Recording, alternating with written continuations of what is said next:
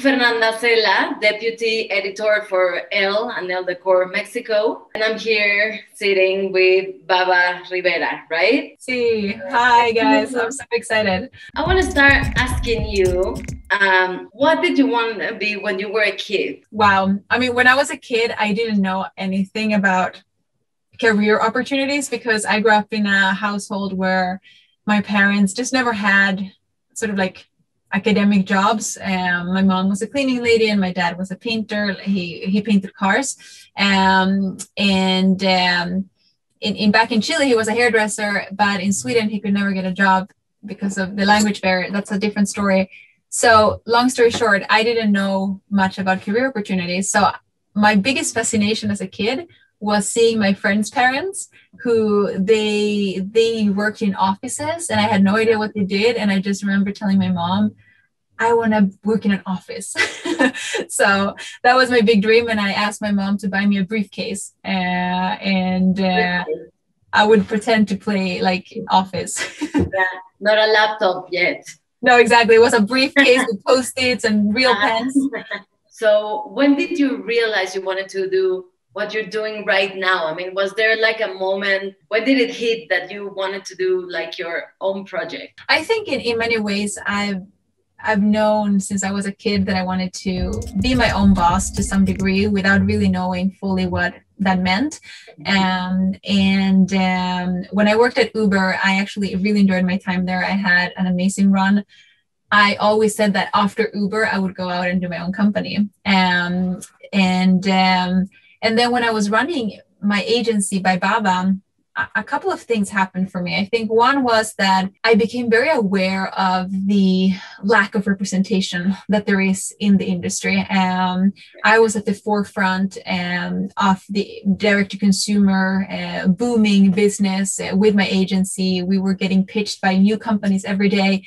And almost all of these new innovative brands were popping up, mostly founded by white people, and they were all trying to target the white millennial. And I thought that was interesting because the white millennial audience was extremely competitive online, and it was really hard to cut through the noise and get their attention, let alone their wallet spend. So I just asked myself, what about the rest of the population? What does that look like? And I am a Latina myself, so I started with just researching my own people. I was like, what about the Latinos in the US? And it was so fascinating to see how 20%, close to 20% of the US population are Hispanics. Having said that, like in terms of marketing, you once said something like there's no such thing as good timing, but it seems to be like the right and the perfect moment for this project, right? Like in terms of marketing, as you're saying, like the population and totally. I mean, I think from a business opportunity, for me, the data was so clear. I'm like, how come that no one is operating in this space? It's, a given, and the data is available to everyone. So I don't understand. It's not like I did my own study.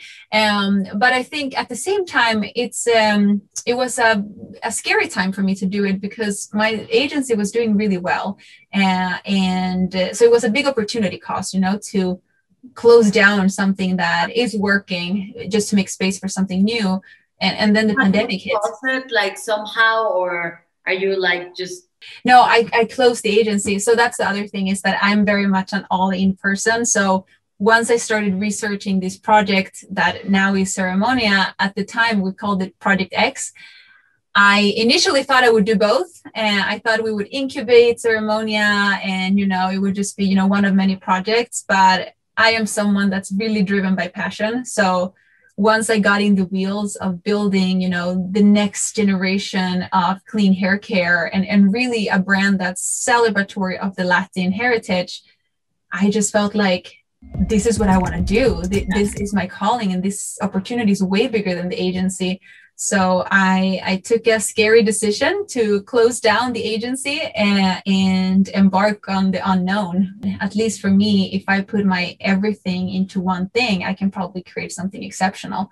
And I wanted to give this a fair shot to be really, really impactful. Well, we were talking about the timing, so I want to ask you, what are the, like, what helped you launch during the pandemic, and that's definitely like maybe more challenging, but also it may have helped perhaps. So what were like the ups and downs of launching during this time? Yeah, definitely. I mean, there are definitely pros and cons. I think that the benefit is that people were at home and people were no longer going to the salon for treatments. So we're seeing how online sales in beauty were rising. And we also saw how even non-digital savvy customers began to shop online. It sort of accelerated the movement towards digital. I think the downside is, I mean, there are so many. It was very scary. We didn't know what the world was going to look like. It was hard to fundraise for it because many people were holding on to their capital. They were worried. All the retail locations that maybe otherwise would have been relevant to launch with were, closed. So yeah, it was an interesting time. But I think that the biggest gift of this time, actually two things. One is obviously my daughter, and that I was able to build a company literally while breastfeeding. I think in any other time in world that wouldn't have happened. And I think for the team, it was just an incredible opportunity for all of us to be so focused. There were no distractions, no travels, no events, no gatherings. So we all were just, really leaning into our work and putting all of our creative juice into this project. Is that how you connect with your community, through authenticity? Yeah, for sure. I think that just comes very natural to us because Ceremonia was really born out of this desire, at least for me, to create a brand that I wish I would have had growing up. And I hope to be that Latina founder that I wish I could have read about in the media growing up. I grew up in Sweden, so I never saw myself represented anywhere. And then upon moving to the US, I realized that there were so many like me, and then still so little representation. So for me, Ceremonia, yes, it's a hair care brand, but it's rooted in something so much deeper than that. And hair is something that is very sacred. And yeah, I mean, I can go on forever, but basically I feel like my entire life I was so ashamed of my natural hair, and now I wear it naturally. Like I just, let it air dry, and I have, unlocked that confidence. But I used to straighten it, color it, do keratin treatments. I can really identify with that. Yeah, we're natural now, but yeah.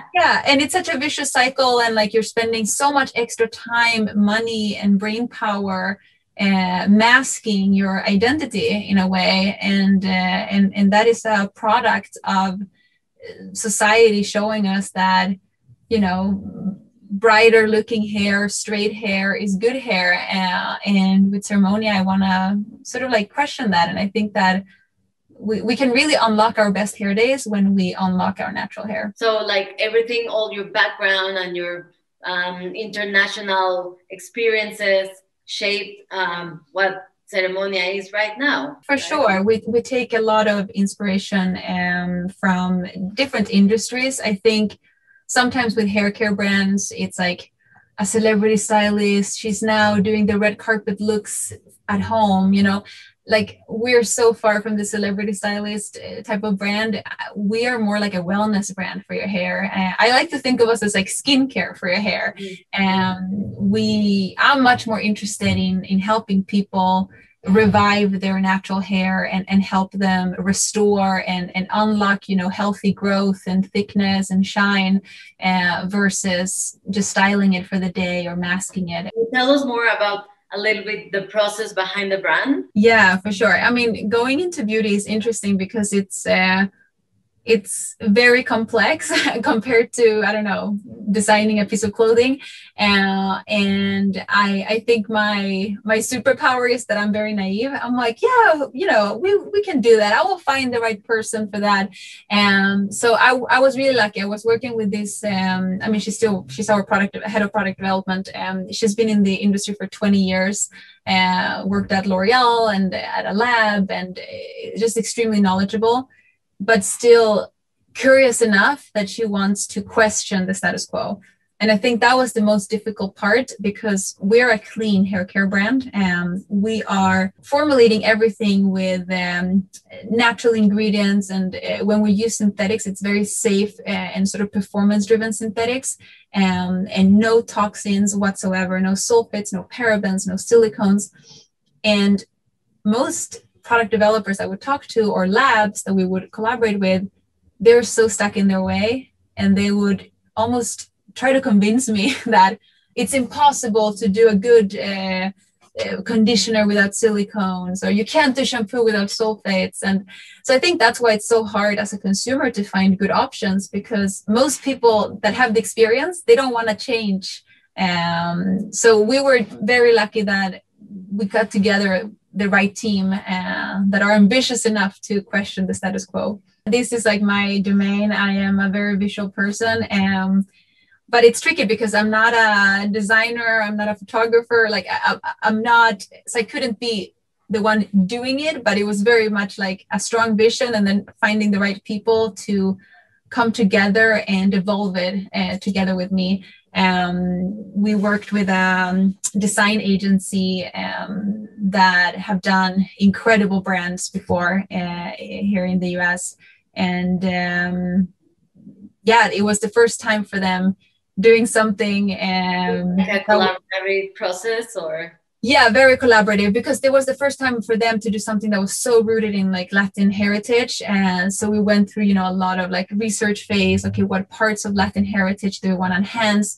How Latin do we want to go? We still wanted to, you know, be an elevated international type of brand. So yeah, we feel super happy. We landed in sort of like, you know, very colorful. I like all the labels have different colors, but then sort of very minimalist shape on the bottles, and then very clean, very clean packaging, sort of like bold fonts, but then warm and cute interior. So a lot of duality. And how did you come up with the name? The name was so like clear to me. My mother is, I mean, my mom is like the inspiration for this whole brand, and my dad, because my dad is a hairdresser. But my mom's approach to beauty is a ritual. She really takes her time. She showers for 2 hours. She will take, you know, long baths, and she always cares for herself. And she really considers every bathroom to be a spa. So I grew up thinking about beauty rituals being a form of ceremony. And that's when it clicked for me. I was like, we should call it Ceremonia. It's still close enough to the English word that even non-Spanish speaking people will get it, but it has such a strong connection to what we're building. We're really creating a ceremony around hair. And how long did it take to launch the brand? A little bit over a year, I would say. Yeah. So we were incredibly fast. I think, you know, sometimes you hear about people that, they were working on it for 3 years, and like, all I know is speed. I worked at fast-paced companies. So when I set my mind to something, and you can ask anyone in my team, it's like a blessing and a curse to work with me, because we achieve grand things, but it's also like, okay, can we do it today? So yeah, very focused timeline. We knew we wanted to do this. We knew this was the time. So from idea to execution, we were really heads down for a little bit over a year. There must be a lot of things, but what is something you learned from your past jobs that you're applying now to this project and that you find helpful? Yeah, I mean, so many things, but I think one very prominent learning is that things are better done than perfect. And I used to be a perfectionist, I think, in the early days of my career, and very scared of showing something prematurely. And during my time at Uber and just being in the tech industry in general, I learned the power of launch and iterate. Like, put it out there, get feedback, iterate, constant iteration. There is no such thing as an end destination. It's all a process. And when you think about it that way, it becomes less scary. And yeah, so we definitely apply that with Ceremonia. We try to evolve together with our community. And I think that's been such a blessing, because instead of launching a whole ritual from start, we launched actually just this product initially. But then that allowed us to have really meaningful conversations with our community and learn from them. What do they want to see next? How are they using it? What do they like about it? What are her concerns? What happens when things don't go as you want, as you expected? Or what is something, I mean, with your experience, how can we learn from our mistakes? I mean, things never go as planned, I think, is the first learning. And once you sort of just like accept that, you're when you expect things to not go as planned, you're sort of like set free. Because our happiness, what I learned is that our happiness is expectations minus reality. And when that delta is too big, we're unhappy. So I try to like dream very big, but then detach from the outcome. So I've sort of like plant the seeds and I water it, but I'm not, every day looking at a perfect flower, and then I look at the seed and I'm like, why is it not looking like that? I trust the process.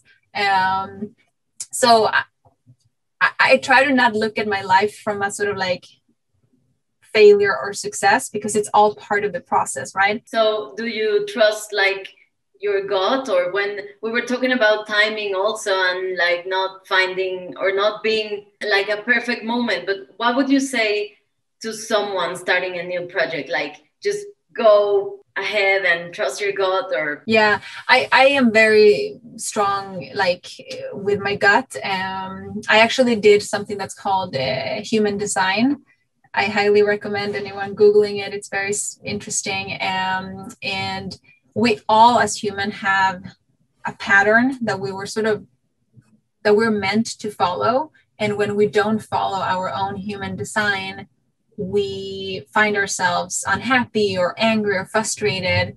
And when we are following our pattern, we find ourselves like life is going easy, that we're successful, we're happy, things are flowing. And you want to find yourself in that state of flow, because that's usually how you attract the best outcome.